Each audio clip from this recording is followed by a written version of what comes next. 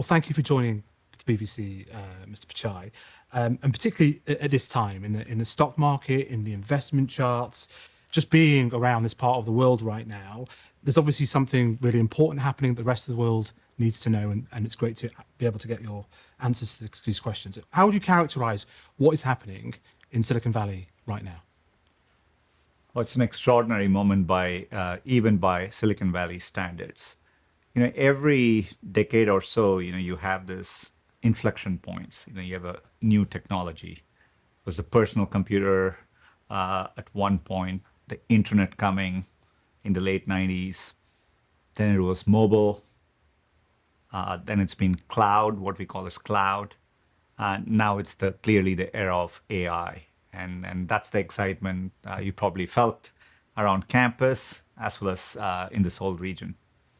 And can you give us a sense of the scale? Clearly, the metric that people kind of go to is the market cap. These are extraordinary numbers for you, 3.5 trillion, NVIDIA at 5 trillion, the sheer amount of investment going in. Give us a sense of scale.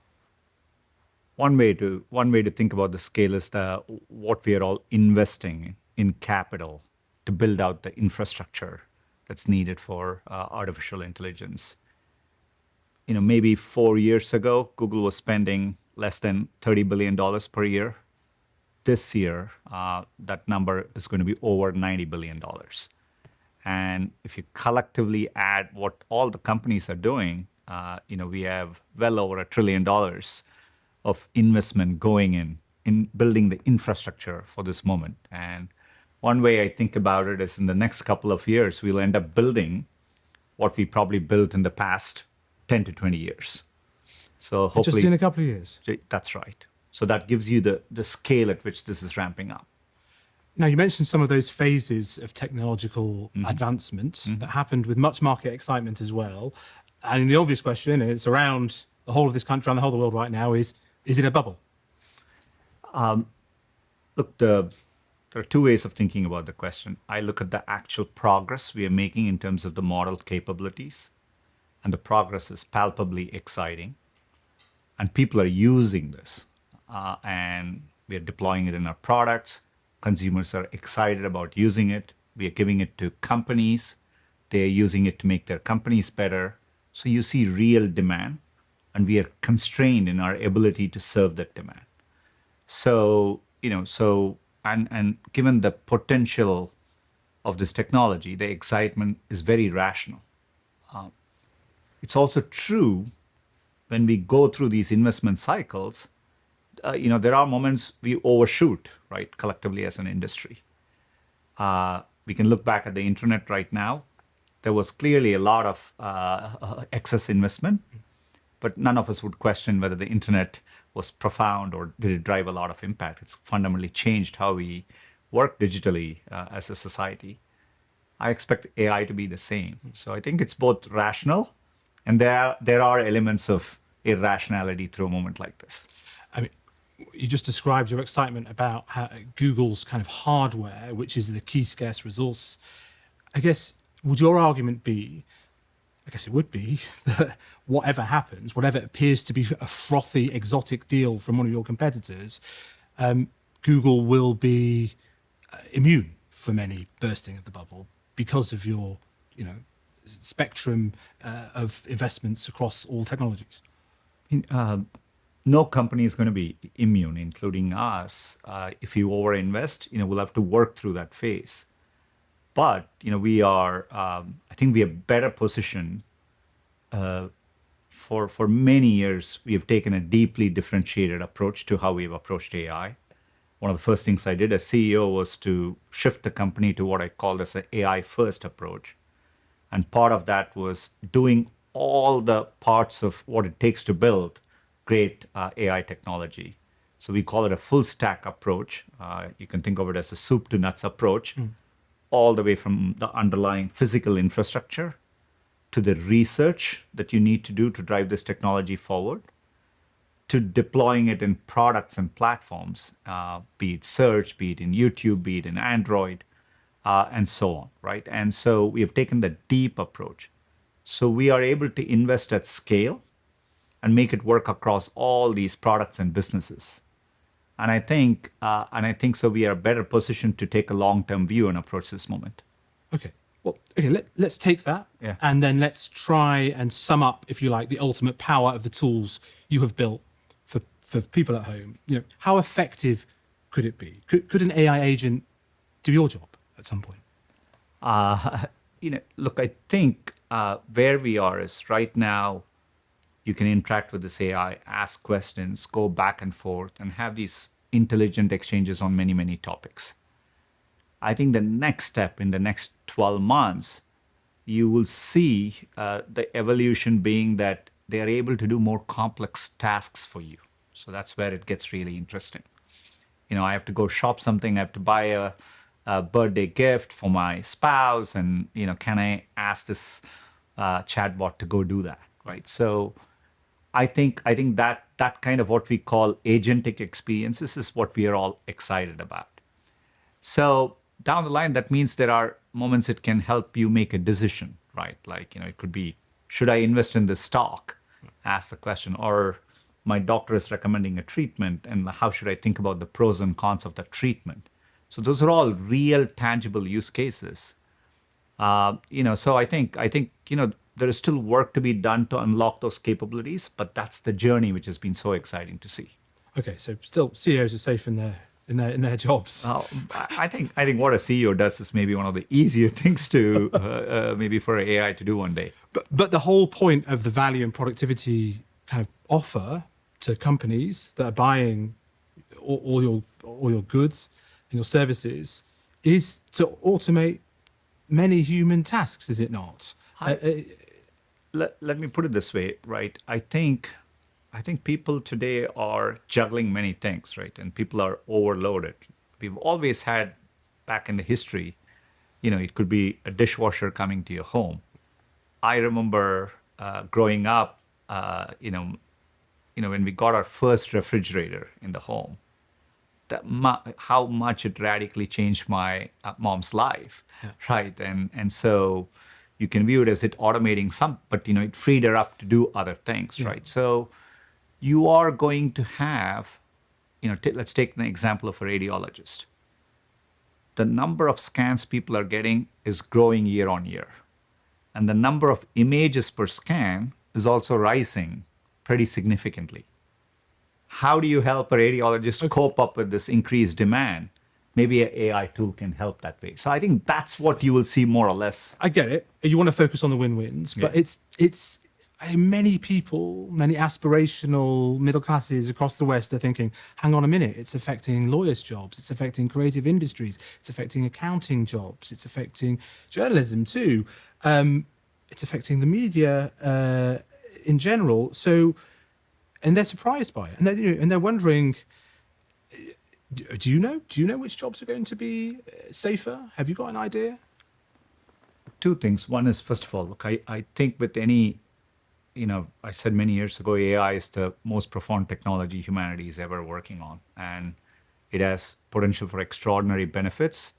And we will have to work through societal disruptions. Right, and you are highlighting, it'll end up creating new opportunities. Yeah.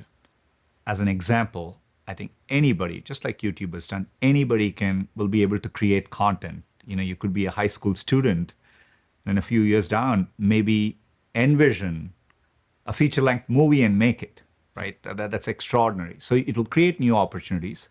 It will evolve and transition certain jobs, right? And people will need to adapt. And then there will be areas where it will impact some jobs. So as a society, I think we need to be having those conversations. And part of it is, how do you develop this technology responsibly and give society time to adapt as we absorb this technology? I think these are all very, very important and fair questions. Just very practically, parents don't know what to advise their kids anymore, just to ride out this AI wave.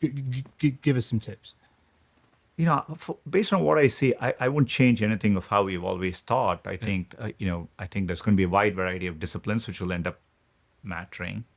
I would encourage the next generation to embrace the technology, learn to use it in the context of what you do. And I think people who learn to adopt and adapt to AI will do better. It doesn't matter whether you want to be a teacher, a doctor, all those professions will be around, but the people who will do well in each of those professions are people who learn how to use these tools. Okay. So all of the hopes, the hype, the valuations, the social benefit of this transformation you've just described, is built on a central assumption that the technology functions, that it works. Let me propose one simple test. Of Gemini, which is your booming ChatGPT kind of competitor, is it accurate always? Does it tell the truth? Look, we are working hard from a scientific standpoint to ground it in real world information, right? And there are areas, part of what we've done with Gemini is we've brought the power of Google search. So it uses Google search as a tool to try and to give answers more accurately. But there are moments, these AI models fundamentally have a technology by which they're predicting what's next, and they are prone to errors. Yeah. You know some of the examples. There was an example of glue as a pizza ingredient, a sitting senator wrongly accused of assault. This is bad, isn't it? Today, I think we take pride in the amount of work we put in to give as accurate information as possible. Right. But the current state-of-the-art AI technology is prone to some errors. Right. This You is why accept that. You're right. this is why people also use Google search, and we have Right. other products which are more grounded in providing accurate information, right? And so, but the same tools are helpful if you want to creatively write something. Okay. Right. So you have to learn to use these tools and for what they are good at, Yeah.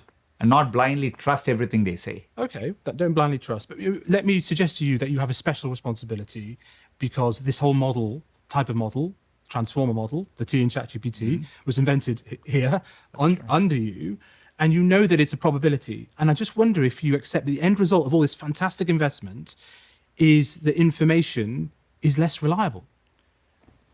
I think if you only construct systems standalone, and you only rely on that would be true. Yeah. Which is why I think we have to make the information ecosystem has to be much richer Okay. than just having AI technology being the sole product in it. Sure, So, truth matters. Yeah. And, truth matters, journalism matters. Yeah. All of the surrounding things we have today matters, right? So, if you're a student, you're talking to your teacher. If as a consumer you're going to a doctor, you want to trust your doctor. Of course. Yeah, all of that You want matters. to trust the little summaries that come at the top. Okay, well, listen, and the scale of the AI build-out you've just described so vividly is creating another trade-off, not just for you, but for humanity on energy. I think this is an opportunity to be frank, Mr. Pichai, with the world. Is there a new calculus now? Is the build-out of AI more important than climate? Over time, I don't think this doesn't need to be a trade-off or a zero-sum game. I think one of the things I'm excited about, because the energy needs through this transformation is so immense, we, as well as others, we are investing to develop new sources of energy. We just finished signing the largest corporate purchase for nuclear fusion energy with Commonwealth Fusion Systems. We have many purchase agreements for energy from small modular nuclear reactors. We're using geothermal energy in our data centers. So the amount of dollars, R&D dollars, capital investments going in these new sources of energy, I think will actually accelerate. So you're right, AI is dramatically increasing demand for energy in a way that the current systems can't fully cope up. But that is driving extraordinary investments in solar, in battery technology, in nuclear technology, and other sources.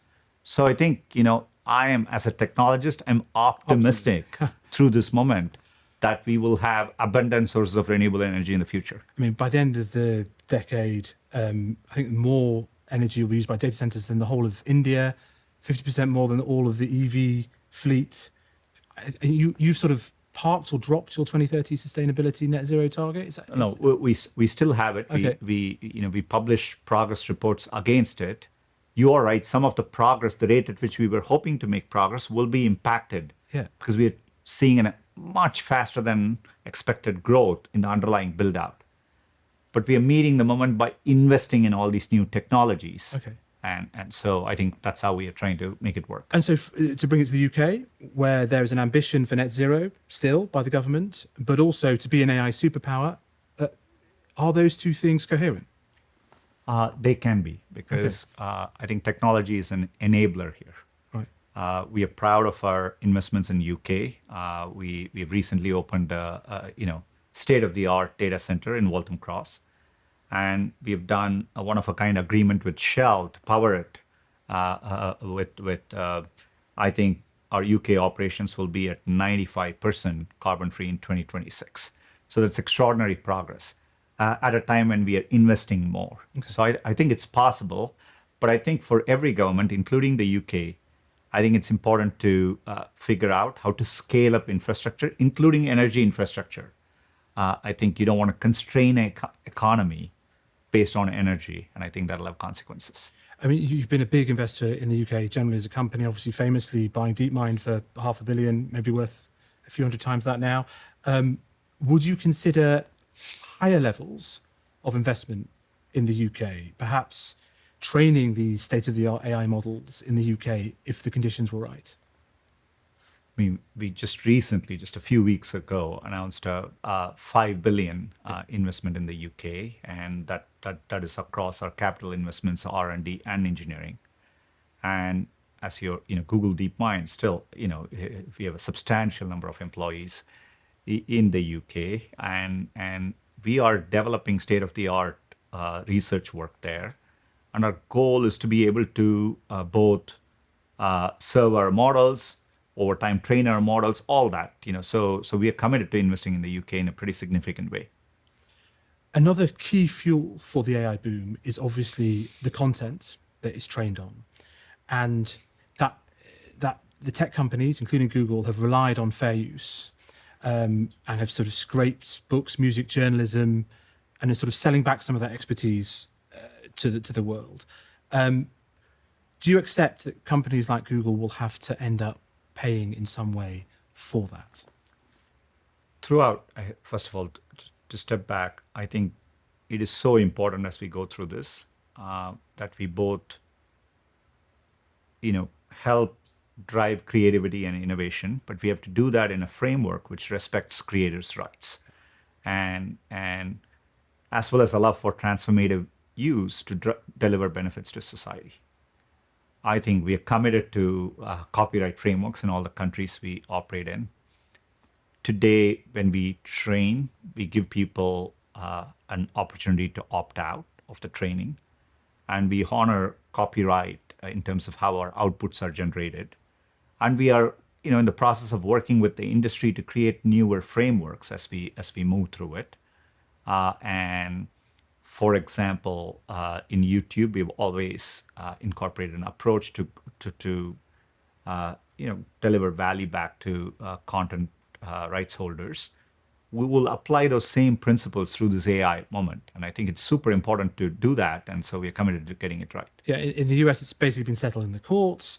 In the UK, in Europe, there's a debate about whether legislation is necessary. You have famous pop stars like Sir Elton John saying it's thievery on the high scale. If someone wants to use my song, ask and have transparency on how it's used. Are you willing to do that?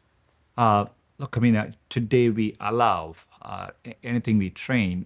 People can choose whether their content is opted into that training or not. So we do give people that those rights.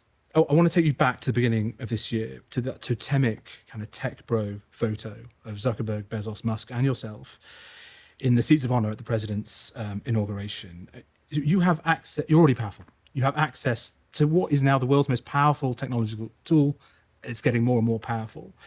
And now not being maybe counterbalanced by political power, but some would say joined at the hip.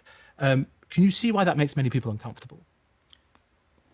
Look, I think if I were to speak about the US, I think it is an extraordinary moment in terms of this AI technology. I think, it has tremendous opportunities to deliver benefits to the economy. It matters from a national security standpoint. As one of the leading technology companies, which is pioneering and driving progress in AI, we are deeply committed to engaging constructively in the U.S. President Trump has been very clear in the importance of this technology and has articulated a clear AI action plan with multiple aspects to it to deliver benefits to the country. So we are deeply engaged as a company of our scale should, and not only in the U.S. but with other governments around the world, including in the U.K.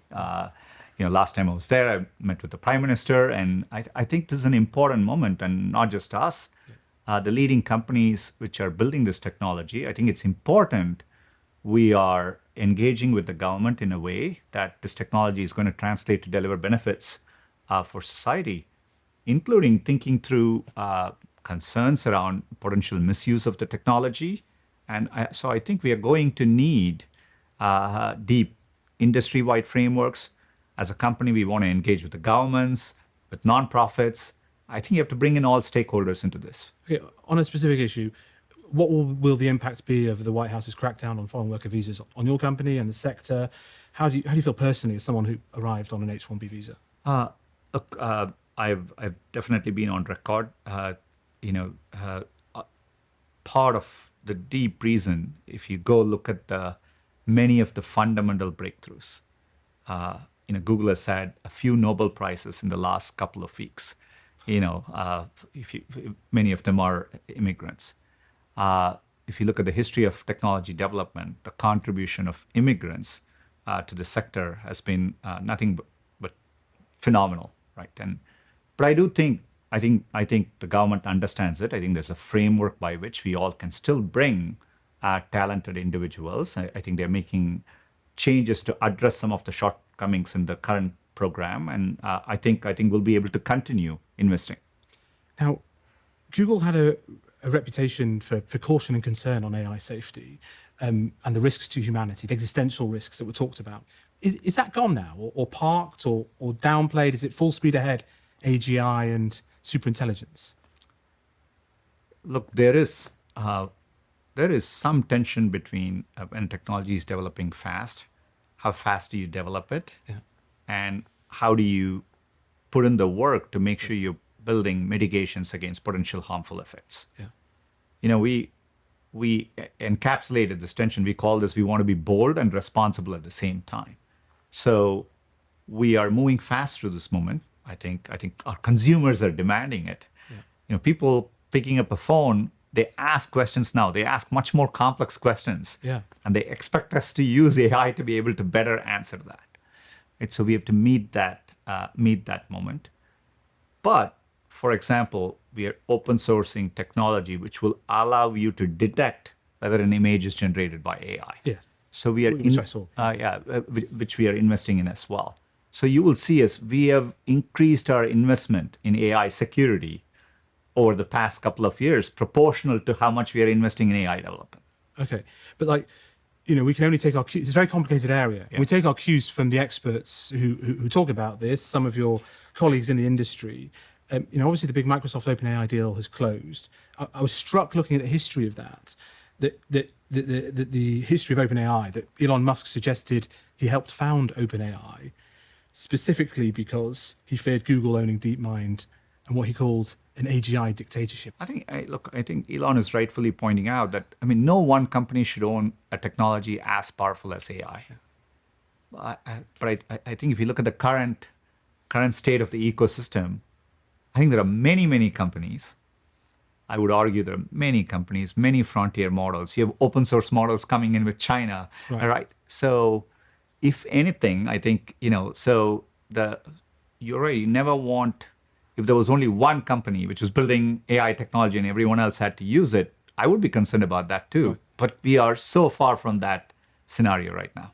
Okay, well, I guess if it all goes wrong, your quantum computer will help us navigate to the multiverse or some other parallel universe.